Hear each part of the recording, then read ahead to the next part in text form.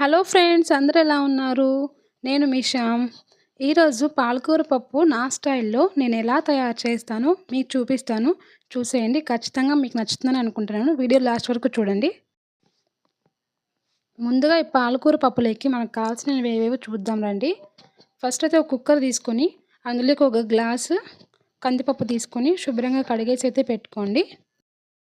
తర్వాత అందులోకి ఒక ఉల్లిపాయ చిన్నగా తరిగేసుకోండి. కొన్ని వెల్లుల్లి రెబ్బలు కూడా వేసుకోండి. ఒక 5, 6. ఇంకా వెల్లుల్లి ఎంత ఎక్కువ వేసుకుంటే అంత టేస్ట్ ఉంటుంది. అలాగే పచ్చిమిర్చి, కొంచెం కొత్తిమీర, ఒక బెల్లం ఉండంత చింతపండు, అలాగే ఒక 2, 3 కట్టలు ఈ పాలకూర తీసుకొని శుభ్రంగా కడిగి తరిగేసి పెట్టుకోండి. కుక్కర్లోకే ఈ ఆకుకూర, ఉల్లిపాయలు, ఎల్లిగడ్డ, ఇంకా కొత్తిమీర, చింతపండు ఇవంతా ఒకేసారి వేసేసుకుందాము.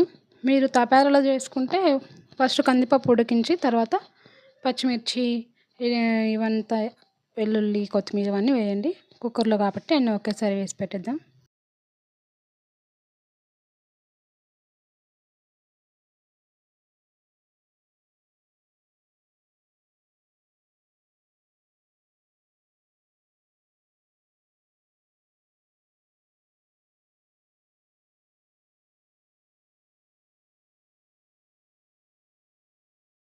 అందులోకి ఒక స్పూను పసుపు పొడి వేసుకోండి.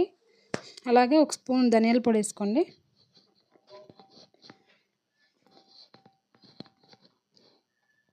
ఇంకా కొంచెం జీలకర్ర ఎందుకంటే టేస్ట్ అది చాలా బాగుంటుంది. జీలకర్ర వేయడం వల్ల కొంతమంది వేయరు అనుకుంటా, వేసుకుంటేనే బాగుంటుంది. అలాగే మీకు సరిపోయిన నీళ్ళు, వాటర్ ఎక్కువ వేసుకోకండి, తక్కువ వేసుకుంటేనే చిక్కగా చాలా బాగుంటుంది టేస్టీగా. ఒక సరిపోయన్ని అంతా వాటర్ వేసుకొని ఇంకా ఒక స్పూను సాల్ట్ వేసుకోండి. అన్నీ వేసేసింది ఇంకా గరిటెతోటి కలబెట్టేసి కుక్కర్కి మూత అయితే పెట్టేసి పొయ్యి మీద పెడతాం. అయితే పెట్టామండి పప్పు. ఇప్పుడు సిమ్లో పెట్టండి మంట ఎప్పుడైనా కానీ, అప్పుడే కొంచెం లేట్గా ఉడుకుతుంది. విజిల్స్ త్వరగా వచ్చినాయనుకో త్వరగా మెత్తగా అవుతుంది కానీ ఉడకదు సరిగ్గా.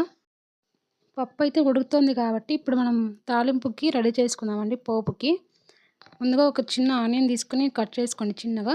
అలాగే కరివేపాకు, 2 ఎండుమిర్చి కూడా వేసుకోండి. ఇంకా కొంచెం జీలకర్ర. ఖచ్చితంగా రాయలసీమ వాళ్ళకి పోపులోకి ఇది ఆనియన్స్ వేసుకోవడం ఖచ్చితంగా అలవాటు ఉంటుంది. అది లేకుంటే మేము దాన్ని పోపు అని అన్నాము అసలు. ఇట్లా ఇప్పుడు పప్పు అయితే ఉడికిపోయిందండి మెత్తగా. నేనైతే 4 విజిల్స్ పెట్టాను అనుకుంటా. ఆ 4 విజిల్స్ పెట్టాను. చాలా మెత్తగా ఉడికిపోయింది. చూడండి, వాటర్ కూడా ఎక్కువ లేవు. బాగుంది చాలా. ఇప్పుడైతే మనం పప్పుకి తీసుకుని రాముకుందాం దాన్ని మెత్తగా. ఇంకా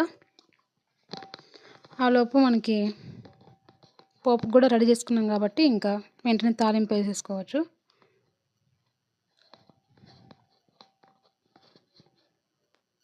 అయితే రెడీ అవుతుందండి. పొయ్యి మీద కొంచెం ఆయిల్ వేసి అందులోకి ఇప్పుడు ఇవన్నీ ఆనియన్స్, ఎండుమిర్చి, జీలకర్ర, ఆవాలు, కరివేపాకు, అలాగే ఒక చిన్న వెల్లుల్లి 2 పొట్టు తీసి దాంట్లోకి చిన్న కట్ చేసి వేసుకోండి. చాలా బాగుంటుంది.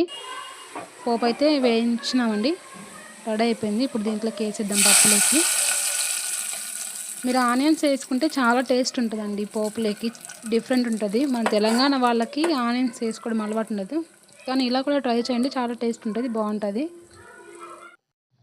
పప్పు అయితే రెడీ అయిపోయిందండి మనకి. ఇప్పుడు ఇంకా వేడివేడి అన్నం కూడా రెడీ చేసేసాను, తినేసేదే ఇంకా. అలాగే మీకు నా వీడియో నచ్చితే ఖచ్చితంగా లైక్ చేసి, షేర్ చేసి, కామెంట్ అయితే చేయండి. మీరు ఖచ్చితంగా ఇది ట్రై చేయండి, బాగా నచ్చుతుందని అనుకుంటున్నాను. అలాగే నా వీడియోస్ నచ్చితే ఖచ్చితంగా సబ్స్క్రైబ్ చేసుకొని ఇలాంటి వీడియోస్తో మళ్ళీ కలుద్దాం. అందరికీ thank you. Bye bye. Love you.